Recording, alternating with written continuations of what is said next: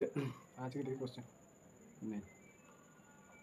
এখানে টিক্সটা হচ্ছে যে limit x tends to 0 1 plus minus 3x square আর 1/4x স্কয়ার এরকম আছে। তাহলে এর অ্যান্সারটা কি হবে? তাহলে কি এক্সটেন্স টু 0 পুট করার জন্য আমি টিক্সটের পরের পেজে লেখা আছে। যদি এরকম কন্ডিশন হয় limit x tends to 0 1 plus minus x lambda by x, এখানে এক্সটা সামনে আছে মানে ডিনোমিনেটর আছে এই এফএক্স এর, আর উপরটা একটা আলাদা ফাংশন, ঠিক আছে, আর এইটা নিচে আছে। তার মানে 0 পুট করলে এটা 0, তাহলে 1 প্লাস 0 মানে 1, 1 টু দি পাওয়ার কি হচ্ছে ইনফিনিটি চলে আসছে।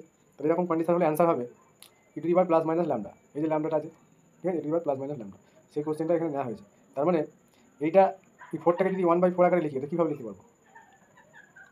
এটা হচ্ছে লিমিটেড ট্রিক্স। এই 4টাকে আমি নামিয়ে দিচ্ছি, এইভাবে ভাবতে হবে, এরকম টাইপের আসছে। তার মানে এখানে এই জায়গাটা কত আছে, প্লাস মাইনাস থাকলে প্লাস, থাকলে প্লাস 3, মাইনাস থাকলে মাইনাস 3, এটা হবে অ্যান্সার। নেক্সট, এটা একটা ডিফারেন্সিয়াল ইকুয়েশন নেওয়া হয়েছে।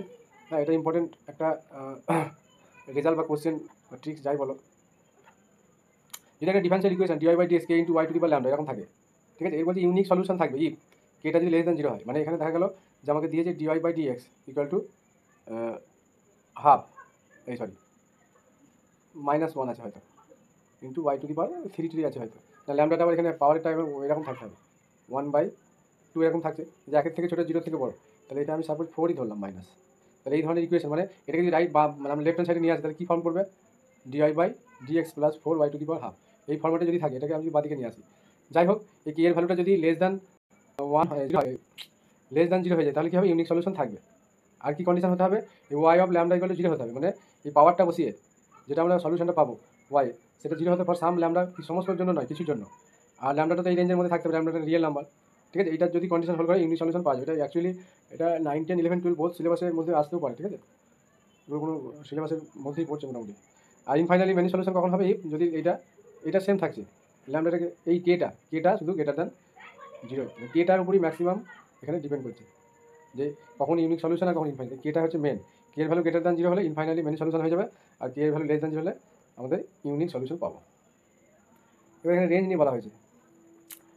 রেঞ্জ কীভাবে আমরা ফাইন্ড করবো, এটা আমরা মোটামুটি জানি সকলে, যে প্লাস মাইনাস এ প্লাস থাকুক বা মাইনাস থাকুক যাই থাকুক, a sine theta plus b cos theta, তার মিনিমাম ভ্যালু কী হয়, এটা -√a² প্লাস b², আর ম্যাক্সিমাম ভ্যালু এটা প্লাস হয়ে যায়, ঠিক আছে। এবার রেঞ্জ মানে কি, মিনিমাম ভ্যালু আর ম্যাক্সিমাম ভ্যালু ক্লোজ ইন্টারভ্যাল হবে, সেটাকে রেঞ্জ বলা হয় এই অনুযায়ী।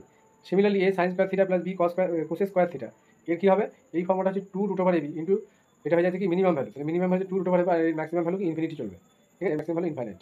এবার এইখানটা আমি কি রেঞ্জ লিখেছি কীভাবে, যে এই √a² প্লাস b² আমি x ধরি, তাহলে -x হলো মিনিমাম ভ্যালু, আর এটাকে যদি y ধরি, এটা সরি এটা xই হবে, একটা -x একটা +x, ঠিক আছে, বেশ।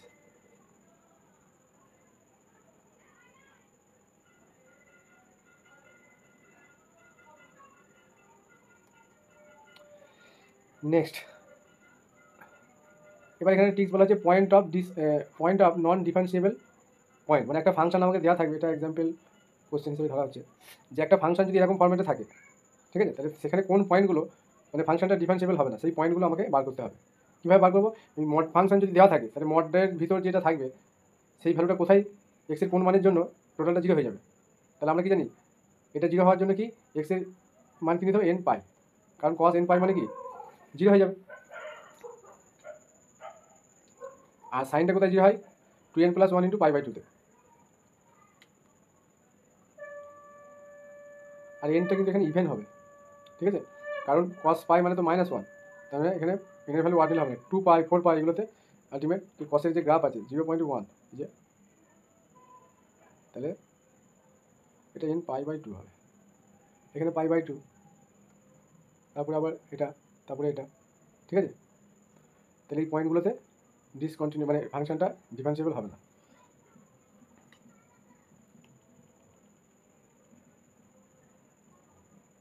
নেক্সট, এবার একটা এরকম আমি বড় একটা সবগুলো নিয়ে করেছি, একটা ফাংশন ধরে নিয়েছি mod x প্লাস -1, এটা এইভাবে আছে, তাহলে কোথায় কোথায় 0 হচ্ছে, এখানে x এর ভ্যালু 0 বসালে 0 হবে, 1 বসালে 0 হবে, এখানে 2 বসালে 0 হবে, এখানে -2 বসালে 0 হবে। তার মানে এই 0, 1, 2, -2 এগুলো হচ্ছে এই ফাংশনের নন ডিফারেন্সিয়েবল হবে পয়েন্ট, ঠিক আছে। এই পয়েন্টগুলোতে ফাংশনটা কি ডিফারেন্সিয়েবল হবে না। নেক্সট, এখানে আবার টিক্স আছে একটা, যে f(x) যদি ম্যাক্সিমাম অফ এটা বলা থাকে, ঠিক আছে, mod x - a mod x - b, এবার এটা বলছে greater equal to 0, beta greater equal to 0, মানে এরকম যদি কন্ডিশন হয়, সেক্ষেত্রে point of non differentiable point, ঠিক আছে, কারা হবে। সেই জন্য আমাদের যদি দুটি মাইনাস থাকে মডের ভিতর, তাহলে নন ডিফারেন্সিয়েবল পয়েন্টটা এই টাইপের কিন্তু আমাদের এসএলএসটিতে কোশ্চেন আসে, ঠিক আছে, কারণ এই পয়েন্ট অফ ডিসকন্টিনিউটি, এই নন ডিফারেন্সিয়েবল পয়েন্ট আমাদের প্রয়োজন।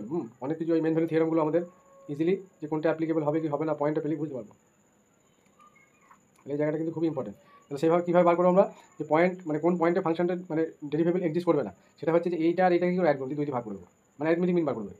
যে পয়েন্টটা হবে, আমি যদি একটা এক্সাম্পল নিয়ে দেখাই যে আমি একটা ফাংশন নিলাম ম্যাক্স, যেখানে দিচ্ছি মড এক্স মাইনাস 2 আর মড এক্স মাইনাস 3 এভাবে নিলাম। তাহলে এদের পয়েন্ট অফ তাহলে এখানে এর মান কত 2, বি এর মান 3, তাহলে 2 + 3/2 মানে 5।